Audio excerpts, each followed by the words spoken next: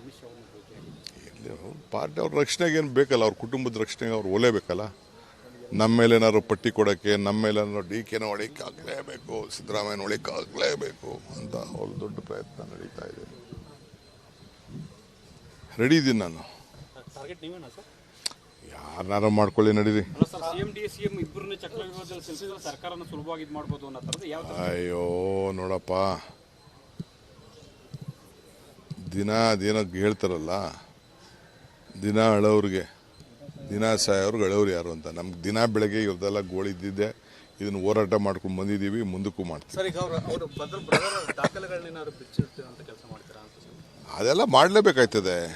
ಒಳ್ಳೆ ಕತೆ ಆಯ್ತಲ್ಲ. ಇದಕ್ಕೆಲ್ಲ ಟೈಮು, ಮುಹೂರ್ತ, ಶುಭಗಳಿಗೆ, ಶುಭವಾರ, ಶುಭ ನಕ್ಷತ್ರ ಎಲ್ಲ ನೋಡಬೇಕಾಗ್ತದೆ. ಫಸ್ಟ್ ಅವ್ರಿಗೆ ಹೇಳಿದ್ದೀವಿ, ನಮ್ದೇನೇನಿದೆ ಫಸ್ಟ್ ಬಿಚ್ಚಿ, ನಿಮ್ದು ಏನಿದೆ ಬಿಚ್ಚಿ ಅಂತ ಹೇಳಿದ್ವಿ. ಅಧಿವೇಶನ ಕೂಡ ಕರೆದಿದ್ರಿ, ನೀವು ಬರಲೇ ಇಲ್ಲ ಸರ್ ಅವರು. ಅದಕ್ಕೆ 2 ಸತಿ ಕೇಳಿದೆ, ಬಾಪ ಈಗ ಅವ್ನ ತಮ್ಮನಾರು ಕಳಿಸಿ, ಅಣ್ಣನ ಕಳಿಸ್ಲಿ, ಪಟ್ಟಿ ಓದಬೇಕು. ನಾ ಈಗ ಸ್ವಲ್ಪ ಟೈಮ್ ಇಲ್ಲ, ಎಲ್ಲ ತೆಗಿಸ್ತೀನಿ.